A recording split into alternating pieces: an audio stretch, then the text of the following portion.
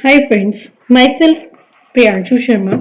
Welcome to Career Goals. In this lecture, I have already promised going to start a physical anthropology and talk about the cell and cell cycle. बहुत ही interesting topic है क्योंकि आप पढ़ेंगे कि cell क्या होते हैं, cell की क्या क्या स्टेजेस होती हैं, सेल साइकिल कितने टाइप्स की सेल साइकिल है या उनके प्रोसेस क्या क्या है, सब इसमें पढ़ेंगे। वैसे भी आपके एंथ्रोपोलॉजी सब्जेक्ट में ह्यूमन बीइंग से रिलेटेड बहुत सारी चीजें पढ़ने को मिलती है। जैसे आपको फिजिकल एंथ्रोपोलॉजी पढ़नी है जिसका एक टॉपिक हमारा सेल और सेल साइकिल है, एंड दूसरा आपको सोशल एंथ्रोपोलॉजी पढ़नी है। ठीक है, वो दोनों देखा जाए तो दोनों टॉपिक जो भी है आपके, दोनों सब्जेक्ट जो भी है वो आपके ह्यूमन बॉडी से ही या ह्यूमन बीइंग से ही रिलेट करते हैं। मैं अगर एक बायोलॉजिकल एस्पेक्ट की बात करूं तो हम ये सोचते हैं कि हमारी एक छोटी सी बॉडी या हमारी बॉडी एक छोटे से सेल से कैसे बन गई। ठीक है, ये बहुत बड़ा क्वेश्चन है कि हमारी बड़ी बॉडी या हमारी बॉडी जो है वो एक छोटे से सेल से, एक सिंगल सेल से कैसे बन गई। तो इसलिए हम बोलते हैं cell is a basic unit of life. Cell क्या है? बेसिक यूनिट ऑफ लाइफ है। ठीक है, अब आप इसमें ये भी पढ़ोगे कि जब मैंने आपको बताया कि cell is the basic unit of life, आप इसमें पढ़ोगे कि सेल के डिवीजन के क्या क्या स्टेजेस हैं या कितने पार्ट्स में ये सेल जो होता है वो डिवाइड करता है, कितने टाइप्स के सेल होते हैं, वो सब आप इसमें पढ़ोगे। और एक चीज और आप ये भी बोल सकते हो, एक डेफिनेशन ये भी है इसकी, cell is a basic fundamental structural and function unit of all living organism. Fundamental, structural and functional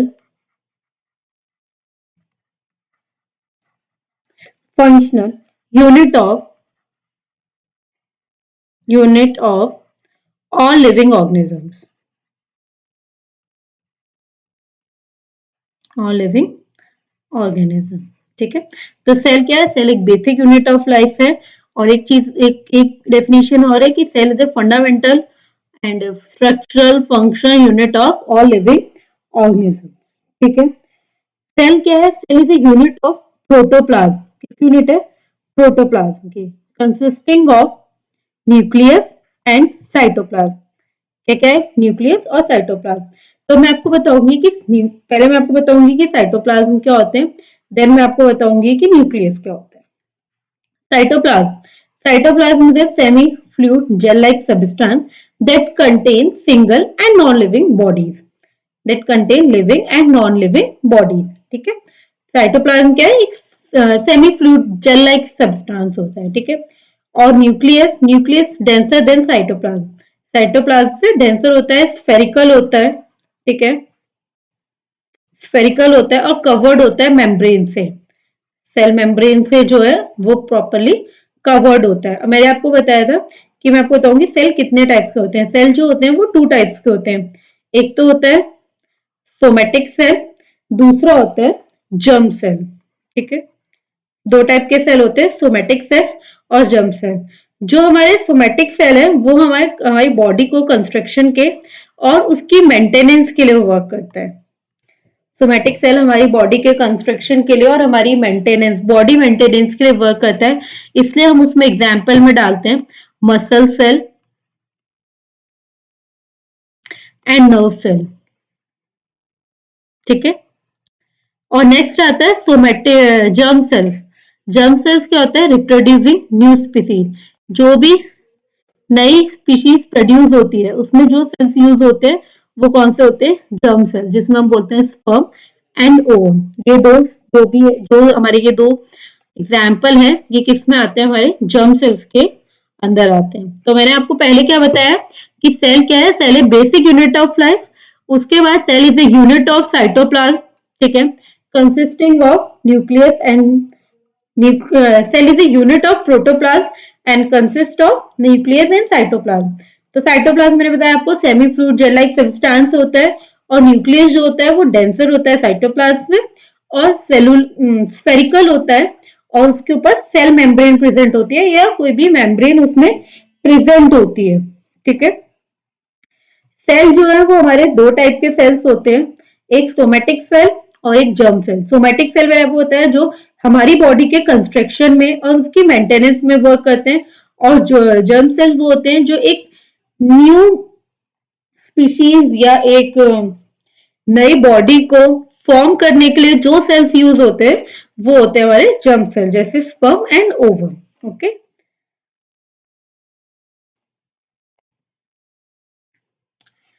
cell are the two type. ये तो कितने टाइप के सेल्स हैं। अब सेल्स के अंदर भी टाइप्स होते हैं ना, ये तो हमने आपको बताया कि ये सोमैटिक सेल और जर्म सेल्स है। अब कुछ ये सोमैटिक सेल और जर्म सेल मल्टी सेलुलर है, यूनिसेलुलर है, वो क्या है ये हम इसमें बताएंगे। तो सेल्स किस टाइप के मैंने बताया आपको, मल्टी सेलुलर और यूनिसेलुलर, दो टाइप के हैं। एक है मल्टी सेलुलर ऑर्गेनिजम्स होते हैं और यूनिसेलुलर ऑर्गेनिजम्स होते हैं। तो इसमें सेल ऑर्गेनिजम्स कितने टाइप के हो गए, टू टाइप के, unicellular and multi cellular. Unicellular organism वो होते हैं जो सिंगल सेल से बने होते हैं, जो खाली कंटेन करते हैं एक सिंगल सेल, वो यूनिसेलुलर ऑर्गेनिजम्स होते हैं। और जो सेल कंटेन करते हैं मैनी सेल्स को, जो भी ऑर्गेनिज्म कंटेन करता है बहुत सारे सेल्स को, वो क्या होते हैं, मल्टी सेलुलर ऑर्गेनिज्म। तो आप इसके नाम से भी समझ सकते हो, यूनी मीन्स सिंगल और मल्टी मीन्स बहुत सारे।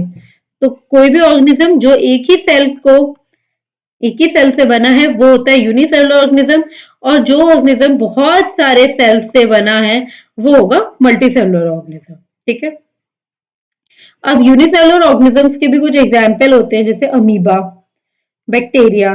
ठीक है, और इसमें मल्टी सेलुलर में प्लांट्स एंड एनिमल्स, दो ही टाइप के होते हैं। अब मैं बताती हूँ टाइप्स ऑफ सेल में, मैं आपको यूनिसेलुलर का क्या डिफरेंशिएशन है और मल्टी सेलुलर का क्या डिफरेंशिएशन है ये बताती हूँ। यूनिसेलुलर, पहली बात तो सिंगल सेल होते हैं, ये मैं आपको पहले बता चुकी हूँ, और ये आपको नाम से भी इजीली आप समझ सकते हैं कि यूनिसेल जो है वो सिंगल सेल है, और मल्टी सेलुलर जो होते हैं वो मल्टी सेल्स है और उनके अंदर बहुत सारे फंक्शंस होते हैं।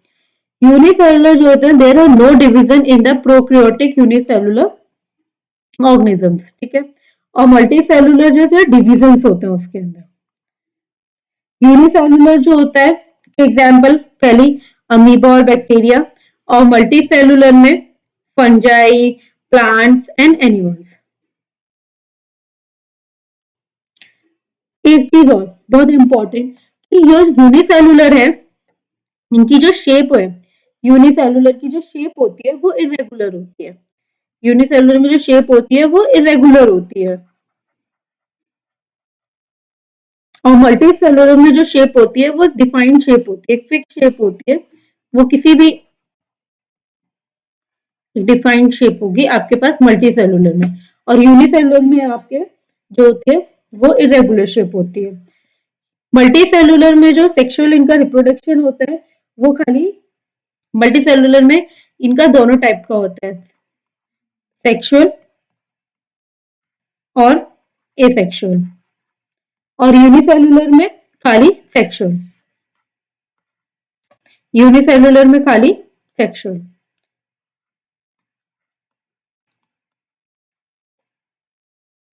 ठीक है, इसमें खाली सेक्सुअल होता है। जो यूनिसेलुलर है वो अपने ऑटोट्रॉप्स होते हैं। क्या होते हैं, ऑटोट्रॉप्स होते हैं, जो अपना खाना खुद प्रोड्यूस करते हैं, उनको हम ऑटोट्रॉप्स बोलते हैं। और जो हमारे मल्टी सेलुलर है, ये ऑटोट्रॉप्स प्लस हिट्रोट्रॉप्स दोनों होते हैं। ये क्या है, ये ऑटोट्रॉप्स भी होते हैं एंड हिट्रोट्रॉप्स भी होते हैं, ये दोनों होते हैं।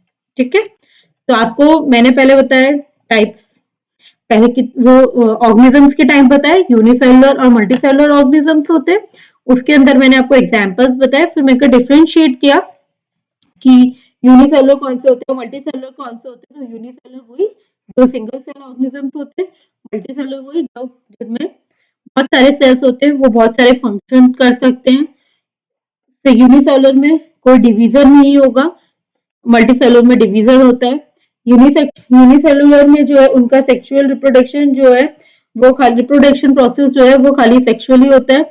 मल्टीसेलुलर में रिप्रोडक्शन प्रोसेस जो है वो सेक्सुअल एसेक्सुअल दोनों तरह से होता है, ठीक है। यूनिसेलुलर की जो शेप होती है वो हमेशा इरेगुलर होगी, ठीक है। और मल्टीसेलुलर की जो शेप है वो एक डिफाइंड फिक्स शेप होती है, तो वो एक फिक्स शेप में होते हैं, ठीक है। हाँ, और जो ये मल्टी सेलुलर होते हैं इनकी वर्क एफिशिएंसी बहुत अच्छी होती है। ये अपनी वर्क इनकी ये इंक्रीज करते हैं आपकी वर्क एफिशिएंसी को, ठीक है। अब आते हैं रॉबर्ट हुक। ये इन्होंने क्या डिस्कवर किया था? इन्होंने जो है डेड सेल डिस्कवर किए थे by the help of compound microscope. किसकी हेल्प से?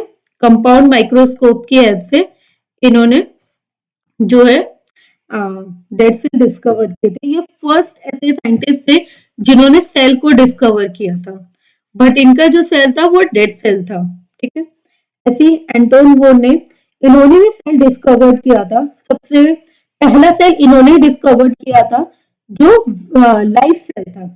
जो रोबोट ने डिस्कवर किया था वो वो जो है डेड सेल था, बट जो एंटोन ने डिस्कवर किया था वो जो है वो लाइफ सेल था। और वो सबसे बड़ी बात, उन्होंने उस सेल में मोशन देखा था। वो सेल उन्होंने मोशन में देखा था, मतलब उन्होंने उस सेल को चलते हुए देखा था, ठीक है। तो रोबोट हुक ने कब आए थे? 1665 पे रोबोट हुक आए थे। और एंटोन रोबोट हुक ने जो है वो डेड सेल देखे थे। और जो एंटोन है उन्होंने क्या देखा था? उन्होंने लाइफ सेल्स को देखा था, ठीक है। अब है रॉबर्ट ब्राउन। रॉबर्ट ब्राउन जो है वो भी इन्होंने भी सेल की डिस्कवरी की थी। ये आए थे 1883 में। इनकी डिस्कवरी कब थी? 1883 में। सॉरी,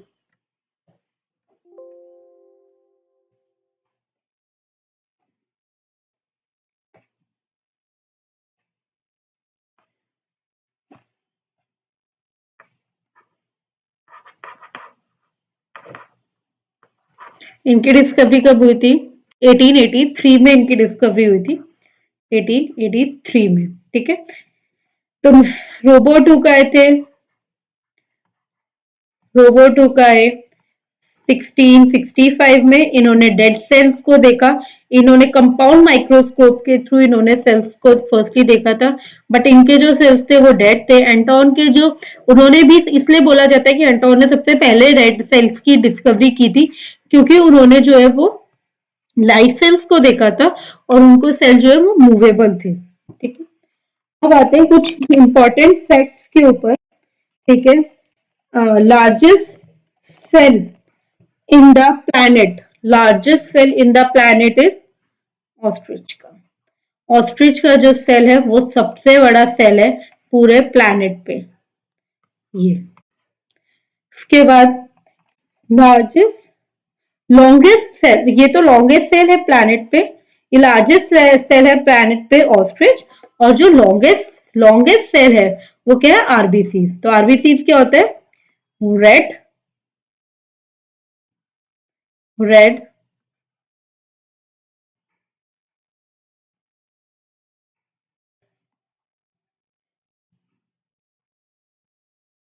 रेड ब्लड सेल्स है, ठीक है।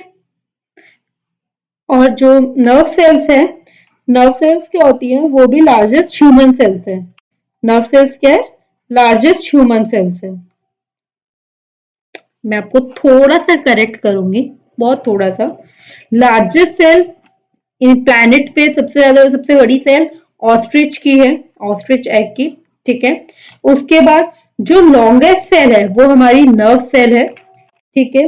और जो लार्जेस्ट ह्यूमन सेल है, नहीं, जो स्मॉलेस्ट ह्यूमन सेल है, लार्जेस्ट नहीं, जो स्मॉलेस्ट ह्यूमन सेल है वो है आरबीसी, मतलब रेड ब्लड सेल्स। सॉरी, थोड़ा सा चेंज हो गया। तो सबसे longest cell, largest cell in the earth, ये क्या है? Ostrich. Longest cell nerve cell. Largest human cell ovum, ठीक है। स्मॉलेस्ट ह्यूमन सेल आरबीसी, ठीक है। ये कुछ इंपॉर्टेंट फैक्ट्स हैं आपके सेल के ऊपर कि कौन सी सेल ज्यादा बड़ी है, कौन सी छोटी है, ह्यूमन सेल में कौन सी सेल सबसे ज्यादा बड़ी है, ठीक है। कौन सा सेल जो है वो अर्थ पे सबसे ज्यादा बड़ा है। तो ये सब कुछ फैक्ट्स है जिसपे छोटे छोटे क्वेश्चन आ जाते हैं। ठीक है, अब आते हैं मेन टॉपिक। यहाँ पे हमारा आके सेल खत्म होता है। ठीक है, एक चीज, चलो ठीक है कोई बात नहीं, अब हम स्टार्ट करते हैं। सेल खत्म होता है तो अब हम स्टार्ट करेंगे cell division. Most important thing है सेल डिवीजन भी, क्योंकि सेल जब डिवाइड करता है तभी एक ह्यूमन बीइंग प्रोड्यूस होता है, ऐसा बोलते हैं। तो नेक्स्ट पार्ट में हम पढ़ेंगे सेल डिवीजन। सेल डिवीजन में क्या है, आपको मैंने दिखाया, एक पेरेंट सेल है। पेरेंट सेल में डीएनए रेप्लिकेशन हुआ, कुछ सेल्स थे वो क्रोमोसोम से जो डिवाइड हुए और डॉटर सेल बन गई। तो सेल डिवीजन का मेन डेफिनेशन क्या है, division of cell, division of cell into the two daughter cell with the same genetic material। किसी भी सेल का डिवीजन होना, वो भी वो भी दो डॉटर सेल में, बट उनका जो जेनेटिक मटेरियल है वो बिल्कुल एक जैसा ही हो। जैसे इसमें पेरेंट सेल सेम है, उनमें दो डॉटर सेल बनी, पेरेंट सेल सेम है, दो डॉटर सेल बनी। तो दो डॉटर सेल कैसी बनी, बिल्कुल सेम बनी। पेरेंट सेल बिल्कुल सेम, ये आपका पेरेंट सेल हुआ, इससे इससे हमने दो डॉटर सेल बनाई। ठीक है, एक ये और एक ये, बट ये दो डॉटर सेल जो बनी उनका जेनेटिक मटेरियल सेम है, तो इसको हम क्या बोलेंगे, सेल डिवीजन। मैं दोबारा रिपीट करती हूँ, सेल डिवीजन का division of cell into two daughter cell with the same genetic material. एक ही जेनेटिक मटेरियल से दो डॉटर सेल बन रही है, उसको हम क्या बोलते हैं, सेल डिवीजन। ठीक है, जाइगोट फॉर्मेशन होता है या फर्टिलाइजेशन। फर्टिलाइजेशन क्या मतलब, जाइगोट जब तब फॉर्म होता है जब बॉडी में फर्टिलाइजेशन होता है। फर्टिलाइजेशन का मतलब क्या होता है, जब मेल या जब स्पर्म और ओवम जब फ्यूज होते हैं, उस फ्यूजन को हम फर्टिलाइजेशन बोलते हैं। और फ्यूजन से क्या होता है, एक जाइगोट फॉर्म होता है। तो उसमें क्या है, zygote form after fertilization undergo the several division for the growth of new produced organism, या for the growth of newly produced organism। से क्या होगा, एक न्यूली, एक नया ऑर्गेनिज्म जो होता है वो प्रोड्यूस होता है। ठीक है, सेल डिवीजन में भी दो प्रोसेस होते हैं, बहुत नॉर्मल चीज है। एक होता है माइटोसिस, एक होता है मियोसिस। ठीक है, माइटोसिस एंड मियोसिस। माइटोसिस, मैं आपको पहले माइटोसिस पढ़ूंगी। A type of cell division that result into two daughter cell each having the same number and kind of chromosome as a parent nucleus and typical of ordinary tissue growth is known as mitosis। ठीक है, उसमें भी क्या है, वही चीज है, एक सेल है, उसने भी अपनी दो डॉटर सेल अलग अलग बनाई है। तो पेरेंट सेल जो है वो, बट वो थोड़ा बहुत अपने पेरेंट सेल से जो है वो रिजेंबल करता है। A type of cell division, ये एक टाइप का सेल डिवीजन है that result into two daughter cell. क्या है, दो डॉटर सेल्स में रिजल्ट हुआ which having same number and kind of chromosome. ना क्रोमोसोम भी सेम है और काइंड भी सेम, मतलब सेम नंबर ऑफ क्रोमोसोम है एज अ पेरेंट न्यूक्लियस, जो पेरेंट के न्यूक्लियस का क्रोमोसोम है। And typical of ordinary tissue growth is known as mitosis. दो मैंने आपको बताया कि आपके जो सेल डिवीजन में दो होते हैं, माइटोसिस एंड मियोसिस। तो ये माइटोसिस था, इसमें भी वही चीज है कि क्या है, एक पेरेंट सेल है,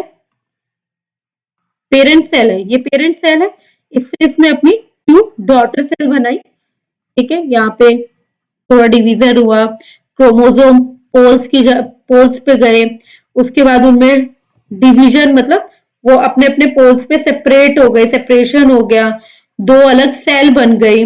फिर उन्होंने अपनी अलग सेल मेम्ब्रेन बना दी, और ये अगला लास्ट उसमें क्या है, ये जाके सेपरेट हो गए दोनों सेल। ठीक है, अब stages of the mitosis, mitosis की भी अपनी स्टेजेस होती है।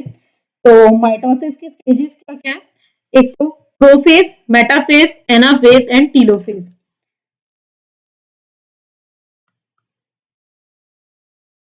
Prophase, metaphase, anaphase and telophase, 4 types की फेज हो गई।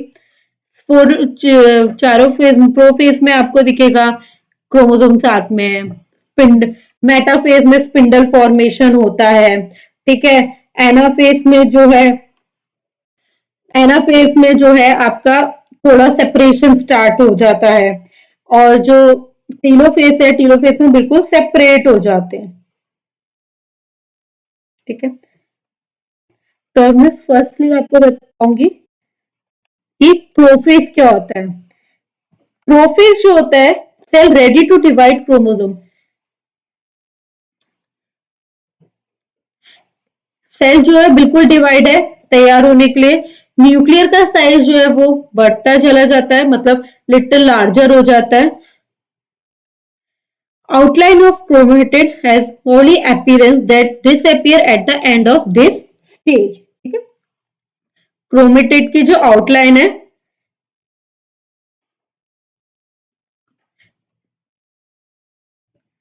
वो जैसे आपके न्यूक्लियस के क्रोमेटिड है, क्रोमेटिड के अराउंड जो है वो वुली अपीयरेंस होती है, वो डिसअपियर होनी स्टार्ट हो जाती है at the end of this stage, ठीक है। तो प्रोफेज के में क्या होता है, पहले सेल रेडी होती है डिवाइड होने के लिए, cell ready to divide chromosome, divide होने के लिए रेडी हुए। देन फिर न्यूक्लियस जो है उनका साइज जो है वो थोड़ा बड़ा होना स्टार्ट होता है। उसके बाद थर्ड पॉइंट में outline of chromatid as a woolly appearance that disappear at the end of this stage, इस स्टेज पे आते वो डिसअपियर होने स्टार्ट हो जाते हैं, ठीक है। अब आता है मेटाफेज, ठीक है। मेटाफेज में क्या होता है, क्रोमोसोमल कंडेंसेशन होता है, ठीक है। टू क्रोमेटिड्स लाई पैरेलली, दो क्रोमेटिड जो होते हैं वो पैरेलली लाई करना स्टार्ट करते हैं। ज्वाइंट बाय द, किससे किससे ज्वाइंट होते हैं, सेंट्रोमियर से, सेंट्रोमियर से ज्वाइंट होते हैं। और एक ये स्टैटिक फेज है, क्या है, स्टैटिक फेज होते हैं। क्रोमोसोम कंडेंसेशन स्टार्ट हो गया, जो आपके क्रोमोसोम है वो एक कंडेंस फॉर्म में आ जाते हैं। उस जब ये कंडेंस फॉर्म में आ जाते हैं तो उससे क्या फायदा होता है कि जो आपके क्रोमेटिड है वो इजीली मूव करने स्टार्ट करते हैं। वो इस इजीली मूव करने के फॉर्म में है तो वो इजीली सेपरेट होने के फॉर्म में आ जाते हैं। और इसके अंदर जो भी क्रोमैटिड होते हैं, मतलब दो क्रोमैटिड होते हैं इसमें, वो पैरेलल हो जाते हैं एक दूसरे के, मतलब दोनों क्रोमैटिड पैरेलल हो जाते हैं, ठीक है। और इसमें मेटाफेज में तक कोई भी एक सिंगल, मेटाफेज के अंदर कोई भी एक सिंगल मूवमेंट भी नहीं होती है, स्टैटिक फेज होता है। तो पहले क्रोमोसोमल कंडेंसेशन, कंडेंसेशन हो गया तो जो क्रोमेट्स है वो मूवमेंट में आ जाते हैं और वो पैरेलल हो जाते हैं, किससे ज्वाइन होते हैं, सेंट्रोमियर से ज्वाइन होते हैं, और स्टैटिक फेज है। और नेक्स्ट आते हैं प्रो मेटाफेज। प्रो मेटाफेज में क्या होता है, स्पिंडल फॉर्मेशन हो जाती है। क्या होता है, स्पिंडल फॉर्मेशन शुरू होती है। सेंट्रियोल्स जो double itself and form two opposite pole, क्या अपने फॉर्म करते हैं, दो अपोजिट पोल्स फॉर्म करते हैं। Chromatids lie on equator and their centromere connected with their pole by the spindle fiber, spindle fibre के थ्रू पोल पे कनेक्ट हो जाते हैं, सॉरी।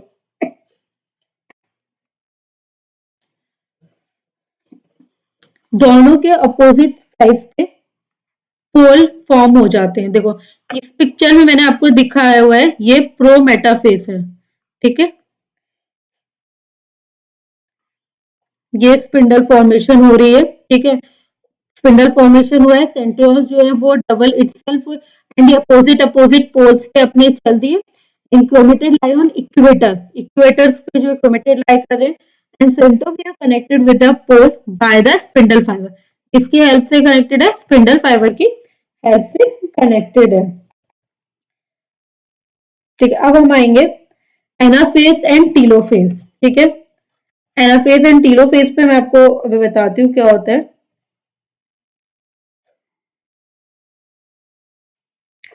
एनाफेज के अंदर जो होता है, ये जो दोनों क्रोमेटिड्स होते हैं वो सेपरेट होने स्टार्ट हो जाते हैं, वो सेपरेशन होना स्टार्ट हो जाता है और क्रोमेटिन जो है वो attached with moves, attached also move with an towards opposite pole, ठीक है। पहले में हाँ, तो क्रोमेटिड यहाँ पे सेपरेशन स्टार्ट हो जाता है, तो वो दोनों जो क्रोमेटिन है वो अपने अपने पोल्स पे ये से ये तो ये अपने अपने पोल्स की तरफ चले जाते हैं। इसमें टेलोफेज में क्या होता है, दोनों इसमें जो डॉटर सेल जो होती है वो सेपरेट हो जाती है, एक नया न्यूक्लियर मेम्ब्रेन बन जाती है, दोनों की अपनी अलग अलग एक न्यूक्लियर मेम्ब्रेन बन जाती है, ठीक है।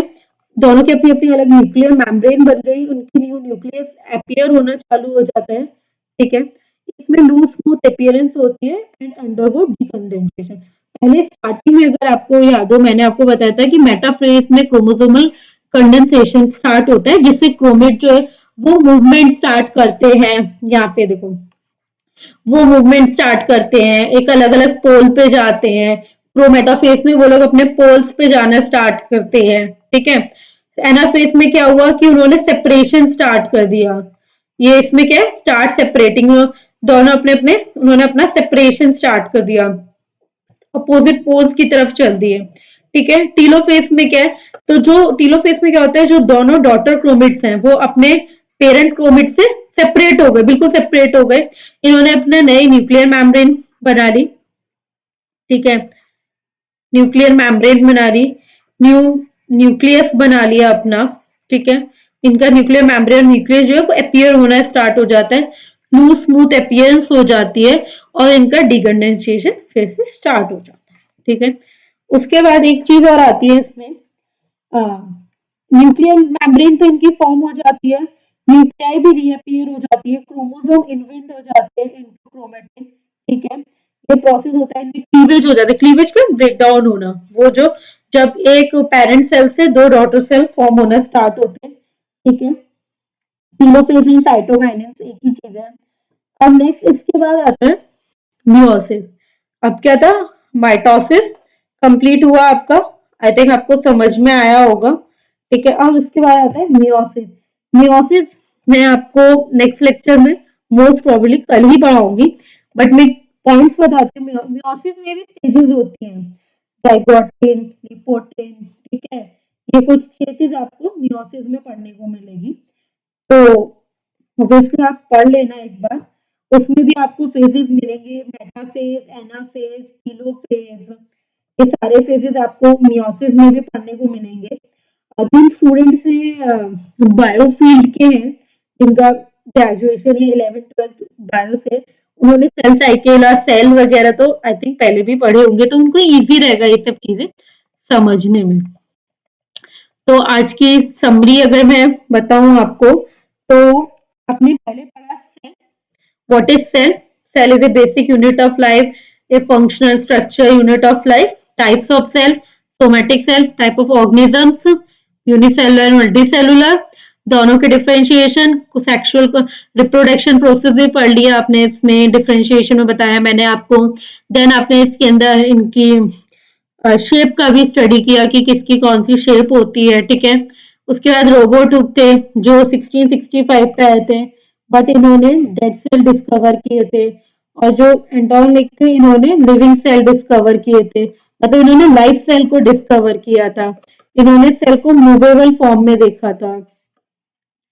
कौन से फॉर्म में, मूवेबल फॉर्म में इन्होंने सेल को देखा था।